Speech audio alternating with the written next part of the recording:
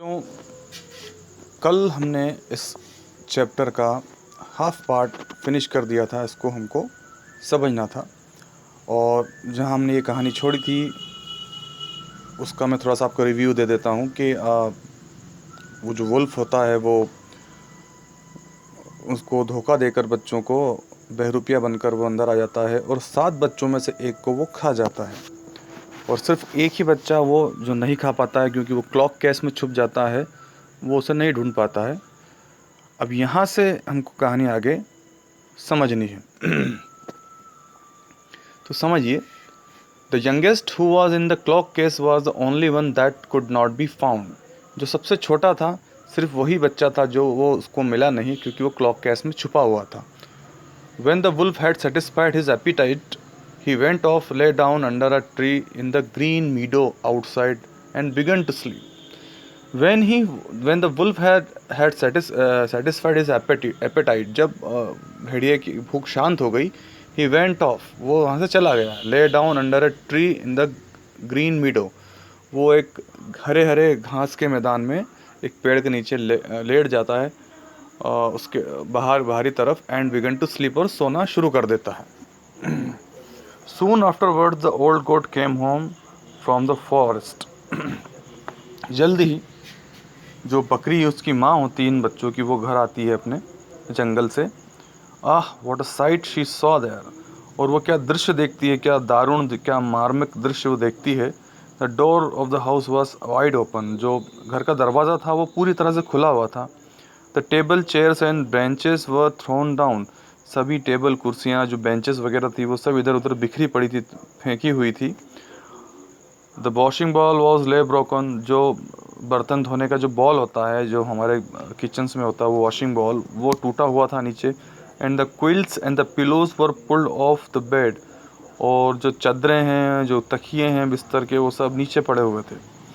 She short her children, वो अपने बच्चों को ढूंढती है इधर उधर, but they were nowhere to be found, पर वो उसे नहीं मिलते। She called them one after another by name, but no one answered, वो सबको अपने अपने नाम से पुकारती है पर कोई भी बच्चा आंसर नहीं देता है। At last when she came to the youngest, जब वो सबसे छोटे वाले के करीब पहुंचती है, अ सॉफ्ट वॉइस क्राइड, एक बहुत ही मखमली मासूम सी आवाज़ निकलती है।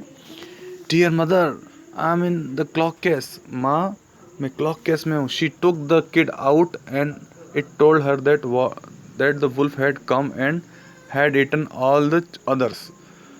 वो she took the kid out, वो अपने बच्चे को उस क्लॉक केस से बाहर निकालती है। एंड इट टोल्ड हर, और वो उससे बता देता है, that the wolf had come, कि भेड़िया आया था, and had eaten all the others, और सभी को वो खा गया है। The poor old mother goat wept over her poor children, बेचारी बूढ़ी बकरी वो अपने बच्चों पर रोने लगती है, वो अपने बच्चों की मौत पर रोती है क्योंकि अब उसको लगता है कि अब मेरे बच्चे कभी नहीं आएंगे।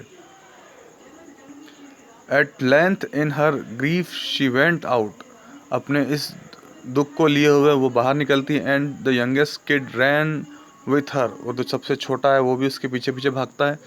When they came to the meadow, जब वो उस घास के मैदान में पहुंचते हैं, दे सॉ, वो देखते हैं, the wolf lying by the tree, जो भेड़िया है वो पेड़ के सहारे उसके नीचे सोया हुआ है। एंड स्नोरिंग सो लाउड, और वो बहुत ज़ोर ज़ोर से खराटे ले रहा है। दैट द ब्रांचेस शुक, कि पेड़ की जो डालियां हैं वो भी हिल जाती हैं उससे। She looked at him on every side and saw something was moving, वो उसके हर जगह आजू बाजू देखती है और वो उसको दिखता है, शी सॉ, उसको दिखता है, that something was moving and struggling in his gorged belly, कि कुछ उसके पेट में हिल रहा है और उससे बाहर निकलने के लिए कोशिश कर रहा है, स्ट्रगल कर रहा है। ओह हेवंस, हे ईश्वर, शी थॉट, वो सोचती है, it is possible that my poor children whom he has swallowed down for his super can be still alive, वो सोचती है, ईश्वर शायद जिन मेरे बच्चों को जो ये अपने भोजन के लिए ज़िंदा ही खा गया, हो सकता है वो अभी भी ज़िंदा हो। Then she sent the little kid home to fetch scissors, तब वो अपने सबसे छोटे बच्चे को घर भेजती है और कहती है, सीजर्स मतलब कैंची लाओ, कैंची मंगवाती है, एंड नेडल एंड थ्रेड, और सुई और धागा मंगवाती है। ये 3 चीज़ उनसे, उस छोटे बच्चे से वो मंगवाती है। The goat cut open the monster's stomach. जो बकरी है वो उस दैत्याकार भेड़िए का पेट पे कट लगाती है। And hardly she had made one cut, बमुश्किल वो एक ही कट लगा पाती है। When a little kid thrust its head out, कि छोटे बच्चे अपना सिर उस कट से बाहर निकालते हैं। शी कट फर्दर, वो आगे और काटती है। And all 6 kids sprung out one after another. जब वो आगे काटती है तो सारे 6 के 6 बच्चे उछल के उसके पेट से एकदम बाहर आ जाते हैं। ऑल स्टिल अलाइव, सभी जिंदा थे। And without any injury whatever, for in his greediness the monster had swallowed them down whole. वो अपनी भूख के लालच में उन बच्चों को वो जिंदा निगल ही जाता है, इस वजह से उनको कोई चोट भी नहीं लगती है।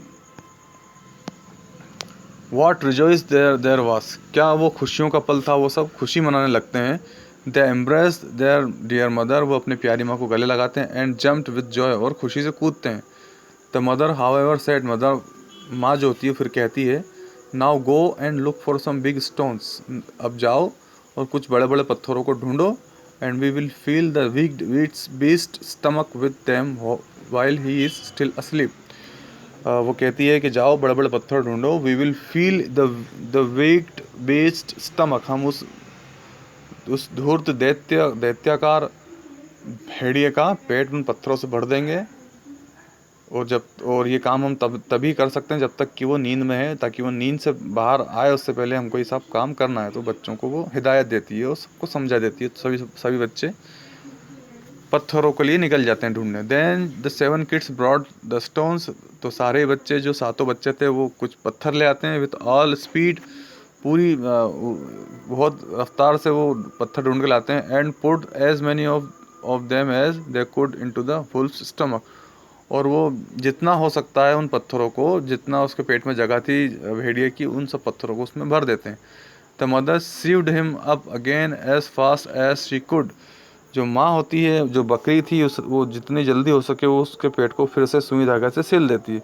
So that he was not aware of anything and never once stirred, क्योंकि उसको पता नहीं था कि उसके साथ क्या हो रहा है। और उस बकरी ने इतनी चालाकी से काम किया कि उसको कुछ भी भनक नहीं लगती है। When the wolf got up he began feeling very thirsty, जब वो भेड़िया उठता है, गॉट अप यानी उठता है, तो he began feeling very thirsty, तो उसे बड़ी प्यास लगती है। Because of the stones in his stomach, क्योंकि उसके पेट में अब पत्थर थे।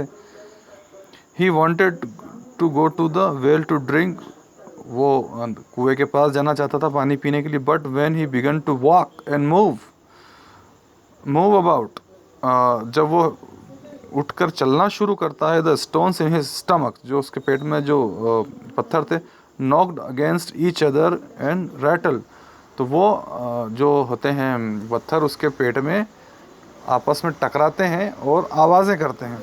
देन ही क्राइड, वो चिल्लाता है, व्हाट ट्रम्बल एंड टम्बल, ये कैसी आवाज़ें हैं मेरे पेट में। अगेंस्ट माई पुअर बोन्स, और जो उसकी हड्डियाँ होती है, वो समझता है कि मेरी हड्डियों की आवाज़ें आ रही हैं, और वो जो पत्थर होते हैं आपस में टकरा रहे हैं और उसकी हड्डियों से भी टकराते हैं। I thought that was 6 kids but it feels like big stones, मुझे लगता है ये वही बच्चे हैं जो बकरी के मैंने कहा हैं, पर मुझे ये पत्थर जैसे क्यों लग रहे हैं। And when he got to the well and stopped over the water to drink, जब वो कुएं के पास पहुंच जाता है और वो पानी पीने के लिए खड़ा होता है, the heavy stones made him fall in and he drown it, तो जो भारी भारी पत्थर उसके पेट में थे, जैसे वो झुकता है तो वो गुड़क जाते हैं पत्थर। वो पत्थर गुड़कने की वजह से उसका बैलेंस नहीं बनता है और वो सीधा कुएं में गिर जाता है उस पत्थरों की वजह से, और वो डूब जाता है। When the 7 kids saw that they came running to the spot, जब वो सभी बच्चे देख लेते हैं कि हाँ वो कुएं में गिर गया है, तो वो भागते हुए उस जगह पे आते हैं। एंड क्राइड अलाउड, और ज़ोर से चिल्लाते हैं खुशी से, the wolf is dead, the wolf is dead, भेड़िया मर गया, भेड़िया मर गया। And danced for joy round about the well with their mother, और खुशी के मारे अपनी माँ के आजू बाजू उस कुएं के आसपास वो नाचने लगते हैं। तो बच्चों, ये थी कहानी जो हमने समझ ली है। अब आपका ये वर्क रहेगा कि आप आपको ये कहानी घर पर फिर पढ़नी है, और इसमें जो भी वर्ड्स आपको टफ़ लगते हैं, जिनके मतलब आपको नहीं पता है, वो उसके बारे में आपको मुझसे पूछना है और उन सबको लर्न करना है। और मैंने आपको कल क्वेश्चन आंसर्स, कल से पहले क्वेश्चन आंसर्स भी भेज दिए हैं, तो आपको क्वेश्चन आंसर्स लर्न करने हैं, मैं आपको कभी भी पूछ सकता हूँ। तो अगले वीडियो में हम फिर मिलेंगे, तब तक के लिए आप घर पर रहिए, सुरक्षित रहिए और अपना सेहत का अच्छे से ध्यान रखिए। Okay, bye.